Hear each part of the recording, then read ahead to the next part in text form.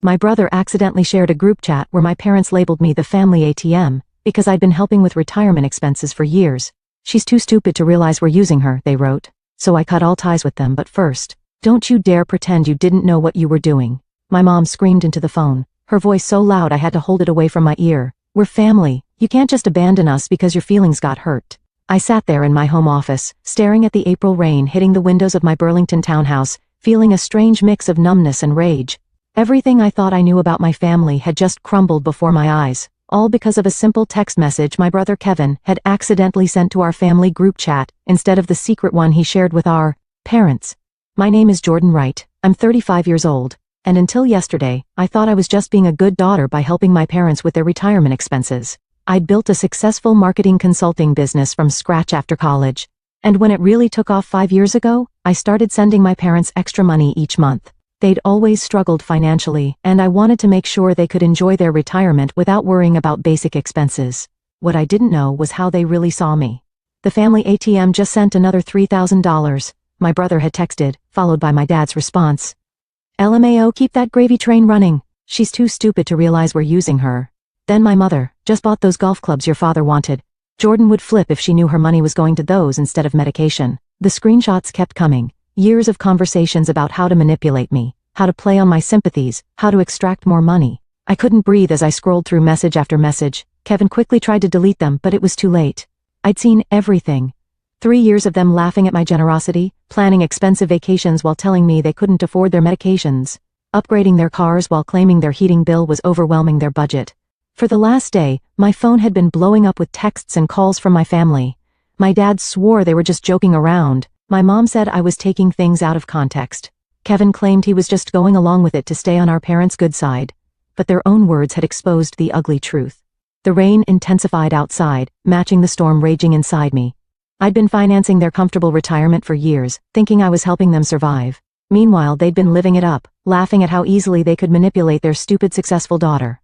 The betrayal cut deeper than I could have imagined. A sharp knock interrupted my thoughts. I crossed to the door, still clutching my phone, and looked through the peephole. Kevin stood on my porch, soaking wet, his expression pleading. I felt my jaw tighten. I wasn't ready for this conversation, but maybe it was time to hear what he had to say. After all, I had some things to say too. I opened the door but blocked the entrance.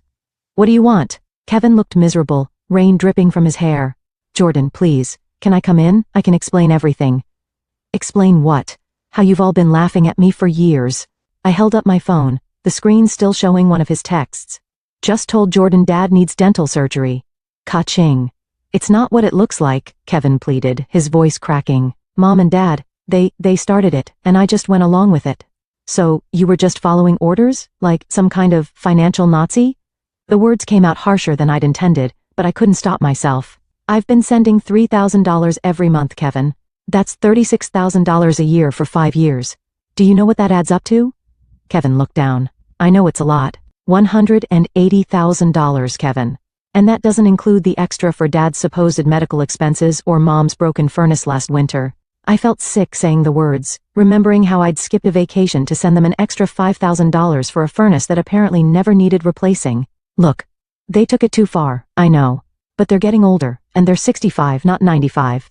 Dad's still golfing every weekend with his fancy new clubs that I paid for while thinking he needed medication. I was shouting now, not caring if the neighbors heard. Please, Jordan. They're freaking out. Dad's worried about his heart medication. I laughed bitterly. The medication that doesn't exist? Or the real medicine he actually needs that I've been paying for while you all blow the money on luxury items? Kevin's face crumpled. I messed up, I know that. But they really do need your help now. All those extras, they've gotten used to the lifestyle. They can't afford their mortgage without you. Their mortgage on the lakeside condo they bought last year while telling me they were struggling to pay rent on their modest apartment? I felt a strange calm settling over me. I think you should leave. Jordan, please. I've been Jordan, please, for too long. Now I'm just Jordan, and Jordan is done. After Kevin left, I sank into my couch, my entire body trembling. The screenshots from their group chat played on repeat in my mind. In one, my father had written, just told Jordan the roof is leaking. Let's see how much we can squeeze out of her this time. My mother had replied, she's such a sucker for helping family, I almost feel bad, almost. Then Kevin, maybe we should start a betting pool on how quickly she sends the money. I'd been nothing but an ATM to them. A resource to be drained. A joke. I pulled out my laptop and logged into my banking portal. Every month for the past 5 years, there it was. $3,000 transferred to my parents' joint account, plus all the emergencies. Another $40,000 over the years. Dental work that never happened. Car repairs for problems that didn't exist. Medical bills for treatments they never received. And what had I sacrificed? I delayed buying my own home for 2 years to help them with their supposed mortgage troubles. I'd worked 60-hour weeks to afford both my life and theirs. I'd skipped vacations, bought second-hand furniture, and cut corners on my own life to make sure they were comfortable. For what? So they could laugh at me. So they could buy golf clubs and take cruises while I worried if they were eating properly. I opened another tab and logged into the investment account I'd set up for them 3 years ago. My secret plan to surprise them with a supplemental retirement fund when they turned 70. I'd been contributing $1,000 monthly. The balance showed just over $42,000. My finger hovered over the close account button. Number not yet. I needed a clear head for this. I called my best friend Megan, who was also my attorney. They did what? She practically screamed when I explained the situation. I know, I said, my voice hollow. I've been an idiot. No, Jordan, you've been kind. They're the ones who should be ashamed. Her voice softened. What do you want to do? I don't know, I admitted. Part of me wants to just cut them off completely. Another part wants to confront them and hear them try to explain themselves. Before you do anything, we need to review what you've set up for them legally. Are they on any of your accounts, insurance policies, the retirement supplement you mentioned? I felt a chill. I hadn't even thought about all the ways we were financially entangled. Beyond the monthly transfers and the investment account, I'd added them to my premium health insurance policy as dependents 2 years ago. My father's heart medication, which I now question the existence of, was covered under my plan. They were also beneficiaries on my life insurance policy. I need to untangle all of this, I realized aloud. One step at a time, Megan counseled. First, gather all the documentation of what you've given them. Bank statements, texts asking for money, everything. Second, make a list of all financial connections you need to sever. Third, decide if you want to communicate with them about why you're doing this. As I hung up, my phone buzzed with a text from my mother. Your father is very upset. His blood pressure is through the roof because of your behavior. We need to talk now. Something inside me hardened. The manipulation was still happening even now. They still thought I would fold, that I would come running the moment they mentioned a health concern. Not anymore. I opened my laptop again and began taking screenshots of every monthly transfer. Then I started a document titled Family Financial Support, 5 years, and began listing every dollar, every supposed emergency, every sacrifice I'd made. By the time I finished, the document was 12 pages long, and the truth was inescapable. I wasn't just hurt, I was done. The next morning, I woke up with a clarity I hadn't felt in years. My path forward was suddenly crystal clear. Before doubt could creep in, I called into work, telling my assistant I needed a personal day. This would require my full attention. Jordan Wright speaking. I answered when my phone rang 20 minutes later. Miss Wright, this is Samuel from Vermont Community Bank. I'm returning your call about closing an investment account. Yes. Thank you for getting back to me so quickly. I took a deep breath. I need to close the supplemental retirement account I set up for Robert and Patricia Wright. I see. May I ask if there's a problem with the account? No problem with the account, I said. Just a problem with the intended recipients. After confirming my identity and authority over the account, Samuel walked me through the process. Since I was the sole controller of the account, it had been intended as a gift. I could close it without my parents' knowledge or consent. The $42,680 would be transferred back to my primary account within 3 business days. Is there anything else I can help you with today, Miss Wright? Actually, yes. I'd like to cancel all recurring transfers to the joint account belonging to Robert and Patricia Wright. Those are currently set at $3,000 monthly. Correct? Correct? My voice didn't waver. I'd like that stopped immediately. Step 1 complete. Next, I called my health insurance provider. This one was trickier. Mid-year changes to dependents required a qualifying life event, and discovering your parents have been scamming you wasn't on their list. But after explaining my situation to a sympathetic representative named Miguel, he found a solution. Since they have their own residence and you no longer provide more than 50% of their financial support, we can process this as a change in dependent status, he explained. They'll receive notification that they've been removed from your policy effective at the end of the month, which gives them 30 days to find alternative coverage. That's perfect, I said. Thank you for understanding. Family situations can be complicated, Miguel said kindly. Been there myself. Step 2. Complete. The life insurance policy was the easiest change. A simple online form removed my parents as beneficiaries and replaced them with a local children's charity. By noon, I'd systematically dismantled every financial connection to my family except one, My brother Kevin's student loan, which I'd been paying for the past 3 years. He still had 2 years of payments left at $580 monthly. That one gave me pause. Kevin had participated in the deception, but he'd also seemed genuinely remorseful.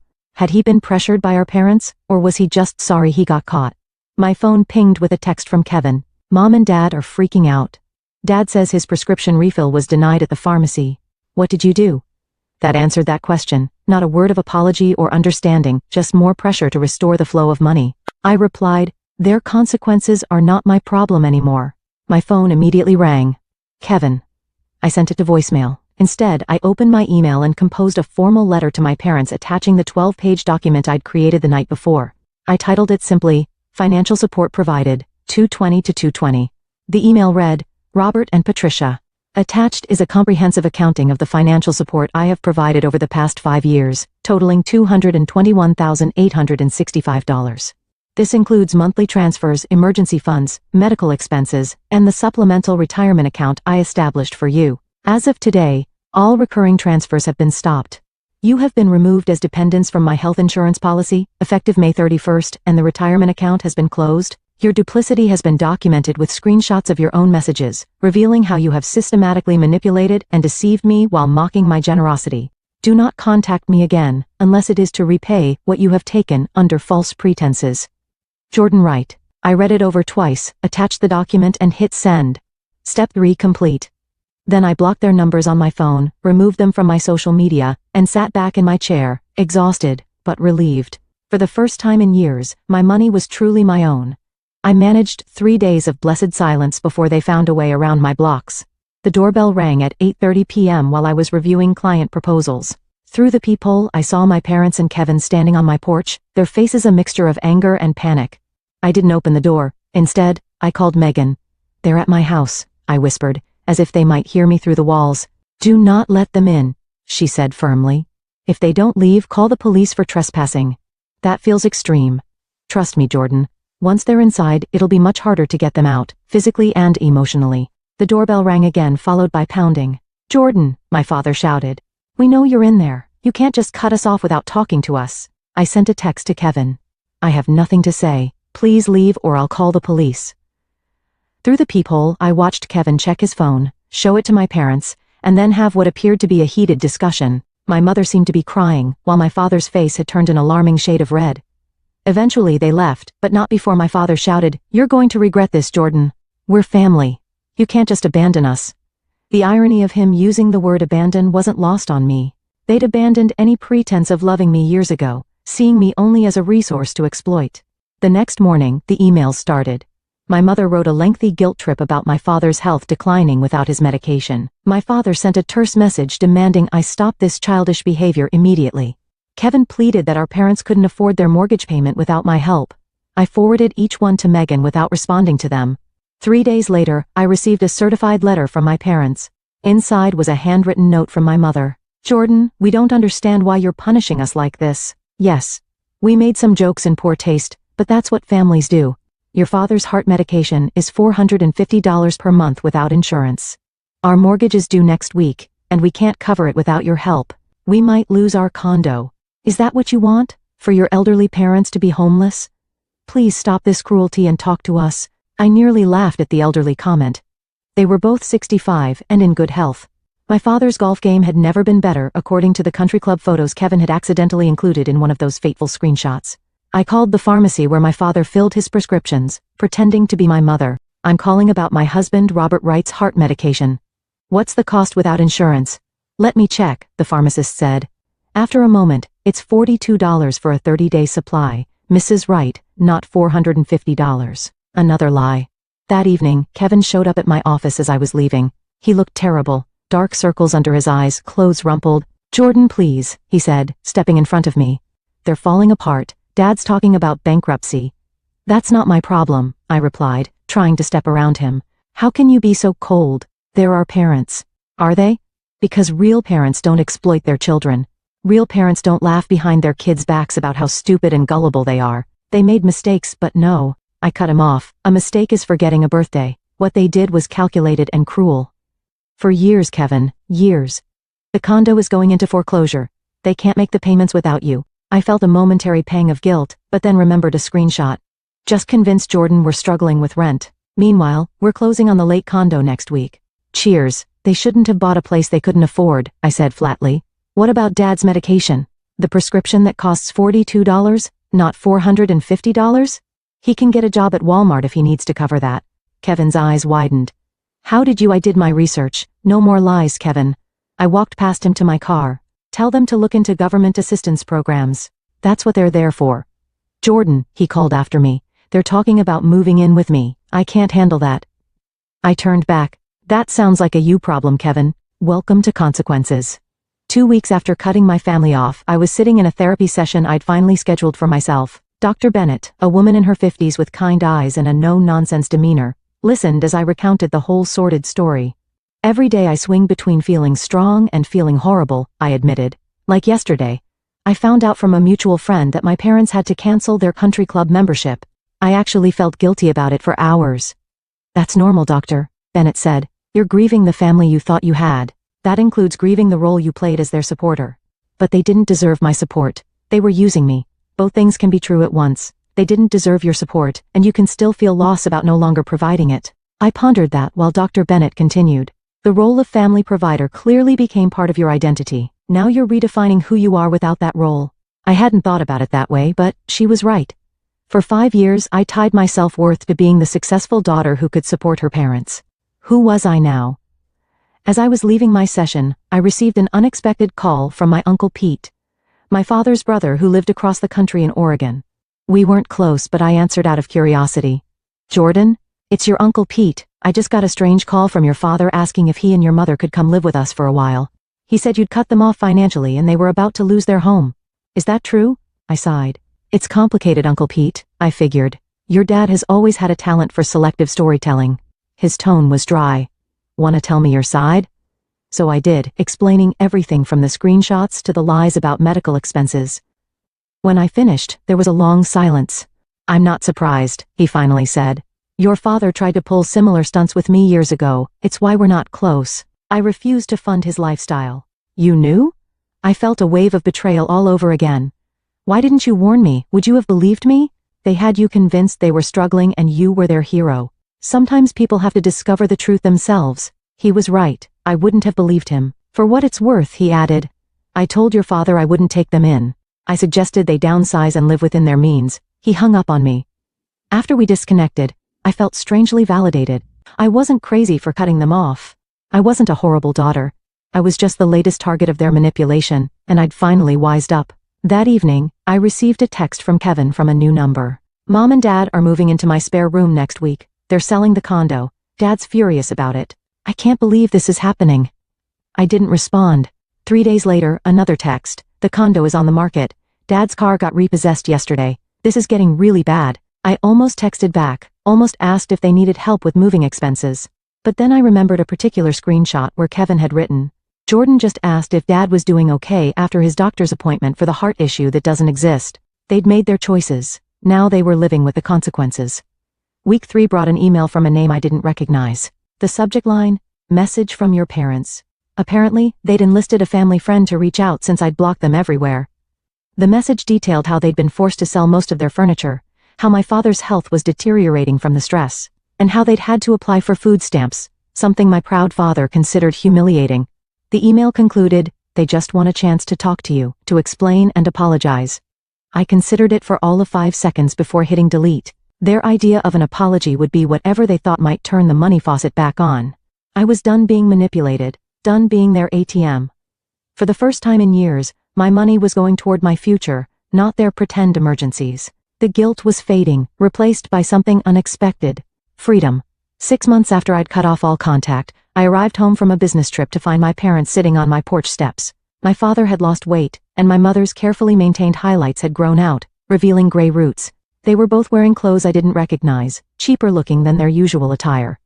My instinct was to turn around and drive away, but Dr. Bennett and I had discussed this possibility in therapy. I was stronger now. I could face them without being manipulated. I parked in the driveway and approached slowly, my heart pounding. What are you doing here? Jordan, my mother's voice cracked. Please, we just want to talk. We've learned our lesson, my father added. These past months have been hell. I unlocked my door, You have 5 minutes. Inside, they perched awkwardly on my couch while I remained standing, arms crossed. We're sorry, my mother began. We never should have taken advantage of your generosity. My father nodded. We've lost everything. The condo, the car, our savings. We had to move in with Kevin, and his place is so small. Your mother has to sleep on a pull-out couch. The country club revoked our membership. My mother added. All our friends there, they don't call anymore. My medication costs have been terrible without your insurance, my father continued. Medicare doesn't cover everything. I listened to them list everything they'd lost, waiting for an actual apology. It never came. There was no, we're sorry we hurt you, or we were wrong to mock you. Just a catalog of their hardships and implied blame that I had caused them. Is that it? I asked when they finally fell silent. We want to make things right, my mother said. We've really suffered, Jordan. We've learned our lesson. What lesson would that be? They exchanged glances. That we shouldn't have taken you for granted, my father finally said. Translation. They should have been more careful about getting caught. No, I said softly. You haven't learned anything. What do you mean? My mother asked, her voice rising slightly. We came all this way to apologize. No, you came all this way to tell me how much you've suffered without my money. Not once have you acknowledged how your betrayal made me feel. We said we're sorry, my father protested, for getting caught maybe. Not for what you did. I took a deep breath. In the past 6 months, I've thought a lot about what a healthy family looks like. It's not this. It's not treating your child like an ATM and mocking her behind her back. My mother's face hardened. So, you're just going to keep punishing us over a few jokes? This isn't punishment. This is me protecting myself from people who've shown they don't have my best interests at heart. We're your parents, my father said, as if that explained everything. And I was your daughter, not your personal bank. I moved toward the door, opening it. I wish you well. I really do. I hope you find a way to live comfortably within your means, but I can't be part of your lives anymore. You can't mean that, my mother whispered, tears forming. We need you. That's the problem. You don't need me. You need what I can provide. There's a difference. My father stood, anger replacing his earlier contrition. So that's it? After everything we've done for you? What exactly have you done for me, Dad, besides take and take and take? He had no answer. As they walked out the door, my mother turned back. You'll regret this, Jordan. Family is all you have in the end. I shook my head. No, Mom. Family is supposed to be the people who love you unconditionally. I've built that family with my friends. What you offered was just a transaction. I closed the door and leaned against it, listening to their footsteps retreat down the path. I expected to feel guilt or grief. Instead, I felt an overwhelming sense of peace. The ATM was permanently closed, and for the first time in my adult life, I was truly free.